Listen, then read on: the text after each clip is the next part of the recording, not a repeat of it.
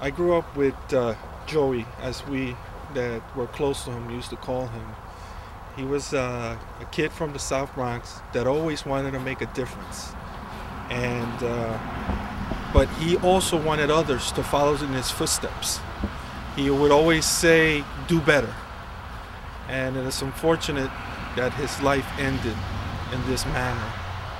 And I know if he was here and there was somebody else that this happened to, he would not stop until he got to the bottom of it. I just hope that one day I could lay in my bed and find out the truth. I love you, Joey.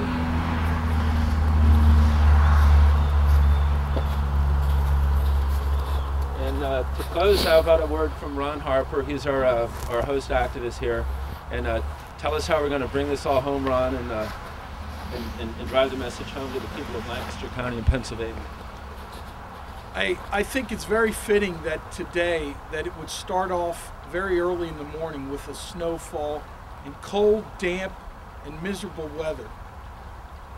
For it was 2 years on this day that Mr. Luna died at this grounds. And it's a horrible ending for anyone to have to die this lonely and horrible and vicious death. But it's even worse that those public officials who are responsible to bringing those to justice who did this fail to even mount a real investigation that will bring the killers to justice. If we have people who are truly there, placed by God, who know that they're there to bring killers to justice, we ask them to renew their efforts, to rat out those amongst themselves who might be involved. Let's not allow Mr. Luna's death to go unnoticed. Thank you.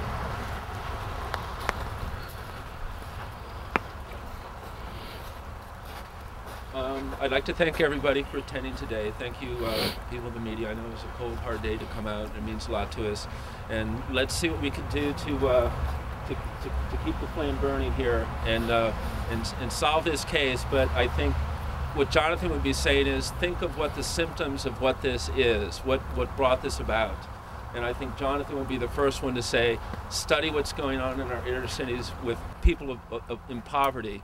And the American dream should be big enough for us all, and it can be big enough for us all. Thank you very much for coming out today. But we're building a stadium. I knew that, yeah. Isn't this crazy though? Isn't this? Hey, look, mine just resurrected there. I thought it was completely out. But you know, this is look at this. Isn't this horrible?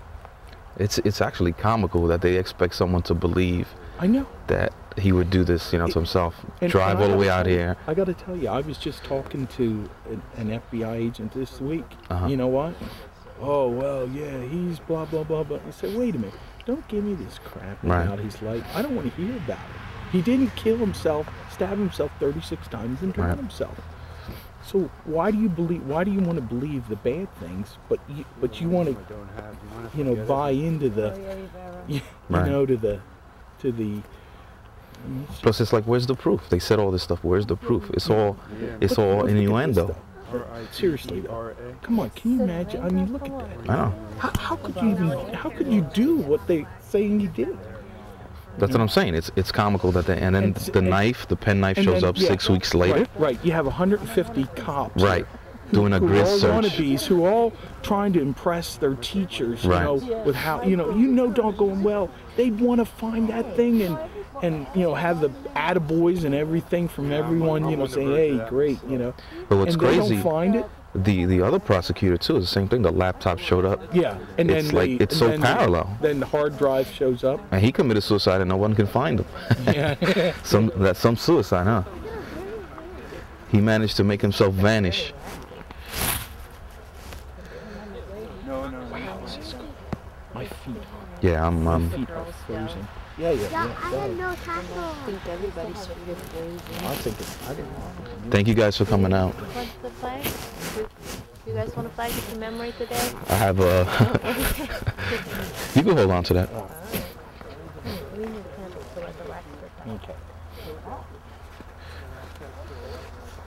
How you doing? I'm Brett Lovelace. I'm a writer from the Intelligence Journal. Okay. I got your name. Just give you my card. Can All I right. talk to you a couple minutes? Sure. No, it seems like you and your brother have really like stuck this out. Like it's been 2 years now. Right. What's this whole ordeal been like for you and your family? Well, it's been extremely painful because, like my brother said, it was just such a waste. He always wanted to better himself.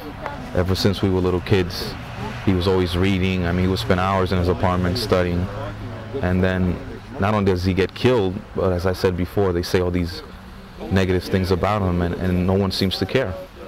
But my theory is that they did that on purpose to draw attention from the case.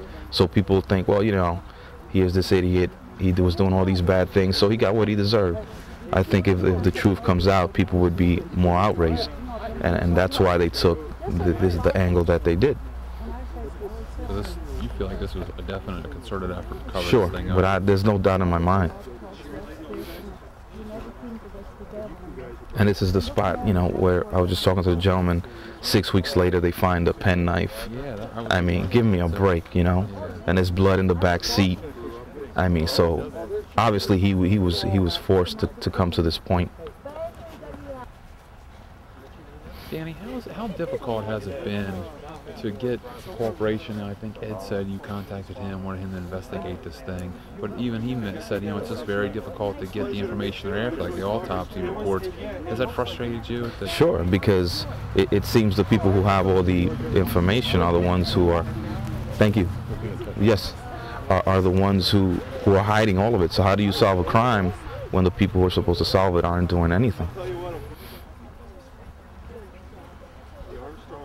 Are you hopeful that this state representative investigation and some of the things that Ed's trying to get done with our inspector, do you think that's going to be the key to breaking this case free a little bit? I think that'll be the beginning. I think the more it's out and it's kept in the news and more people become aware of it, because a lot of people really don't know what happened here. I mean, I speak to people and I refer to them to the book that Bill wrote. Thank you. We'll be in touch. All right. Take care. Have a safe trip back. All right. Ed, thank you. It's good meeting you too. Thank you. Thank you. And I just say, nice Okay. meeting you, sweetie. likewise, thank you for And God coming. bless you. And anytime you need me, you got my card. Sure. Well, it's going to be good for you too, Danny, to know that people more than just the immediate family and friends care. Are coming, yeah. Only the other people think. Like my brother told me earlier, he said it's good to see there's some decent people left. But as I was saying before, a lot of people aren't even aware that Bill wrote the book, The Midnight Ride. And a lot of people just don't know what happened here. All right. I love lasagna. You probably attended the services for Jonathan too. How difficult was that in the days after all this happened? I know it's been 2 years ago, but have things really healed at all, or is they still fresh? For me personally, Yeah. well, it's just starting to settle a little bit. Like I was telling Bill, there's a lot of times I'm at work or whatever, and being in the city, because we used to go out to a lot of different places, and there's always something that reminds me of Joey, and it's like I have to fight, the tears, because I'm out in public and I don't want to look like a lunatic. But it's extremely hard. Wow. It looks like you guys everybody's trying to take off. Yeah. This is your brother. I'm Brett Lovelace, Intelligence Journal writer. I was just talking to Danny. It seems like you guys have been sticking together on this and really supporting each other through this whole process. But even Danny admitted the results have been kind of few. What's kept you going through this? I just want to get to the bottom of it. I just want the truth. Because I know, driving up here, this is the first time I've come here, I know that he did not drive here by himself. There's no way. I mean, I was talking, I remember he moved from Baltimore to New York when he became an assistant prosecutor, and I helped him move. And I drove him back to the city, and I took, I didn't take the turnpike, I took 495, 95 through Philly. I just wanted to take the local route. And he had never taken that route before in his life. Right. Because he told me, I didn't know this, and he's going to find this place on his own? No. And not even that. I mean, he was working on a plea deal all night. And Yeah. why are you going to go to work and work all night when you know you're going to kill yourself? Without his glasses? Without his cell phone? Yeah, you guys seem like... And the thing is that he called me the week of Thanksgiving to invite me to his house. And I couldn't make it, but he called me before that, and he had just bought a place in Florida, a timeshare. And he said, Right. so I could bring my daughter and spend time with them in Florida. So he would, you know, he hadn't, you know, he wasn't depressed. You guys had future plans. Yeah, in fact, he was planning to take his father to the Philippines. Yeah, he was planning to take his father to the Philippines in January.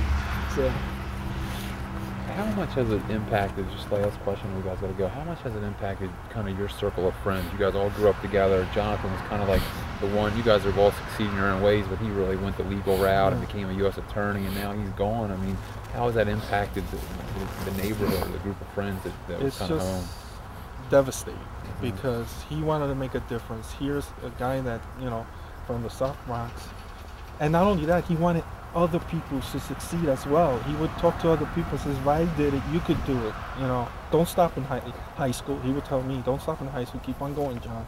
You know, and you know, his friend said, God, you know, the kids that still, well, the young men that still live in the South Bronx says, God, he did all this and they kill him anyway.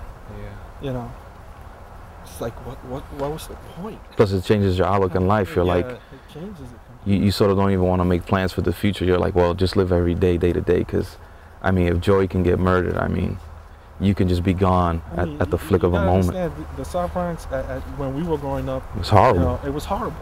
You could be just walking, minding your own business, and the majority of the people are hardworking, decent folk. But you could have been walking down the street and got shot for no reason. And here, he survives all that. You know, works hard to make a difference, and somebody decides, well, you know, for whatever reason, and takes his life. That's why I say he was either forced or tricked, because like I told Bill, he was book smart and street smart. Joey wasn't going to get conned into coming here or something of that nature. He definitely was forced or tricked by someone he trusted. Or somebody that he trusted. Man. Well, there is a lot of questions left on this thing. Danny, what's your age? I'm 37. And John, how about you? 41. Well, guys, thanks so much. Again, Thank you. You have my card and stuff. Okay. So it's really good meeting you. Because I've covered this. I started covering this thing back 2 years ago when it happened. And admittedly, you know, I wrote a story last year on the 1-year anniversary, but that's the last I wrote on just because it's been so hard to get new information. And when Bill contacted me here, I was kind of even a little skeptical. I said, well, you know, what new can you really learn? You know, what's really going to come from this? But I was wrong. You know, a lot has come from this. You guys are really determined to make something happen. So I hope something does.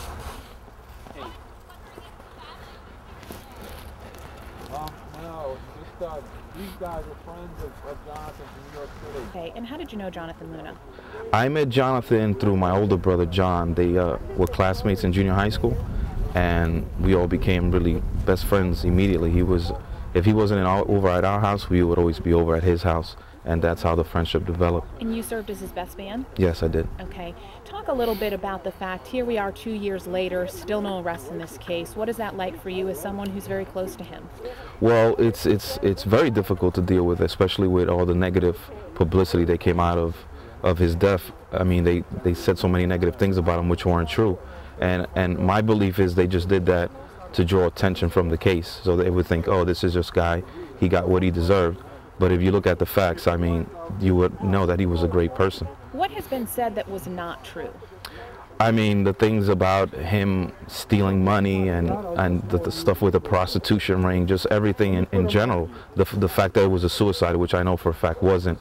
I knew him for over 20 years, and when you know somebody's character, I mean, he grew up in the South Bronx in the projects, and he worked so hard to get his life together. Even if he was so depressed, which he wasn't, he wouldn't do something to his family that bad to kill himself, because he knew the effect that it would have on his friends and his family.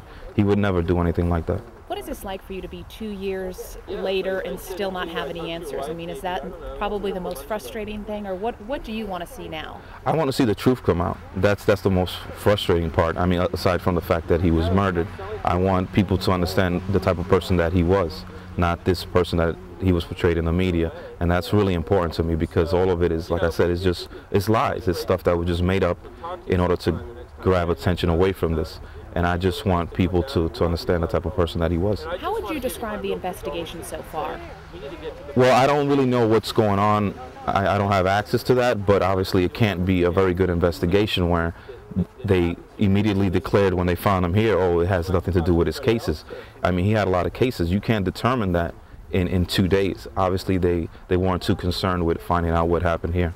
Last question: how is his family doing? His wife, and how many kids did he have? He has 2 kids, and they really have the wife. She really has nothing to say at this point. I think it's just an opinion. I think she's just afraid, and so she doesn't really want to speak publicly, especially after, like I said, all the negative things that came out. I mean, you can't blame her for not talking to the media.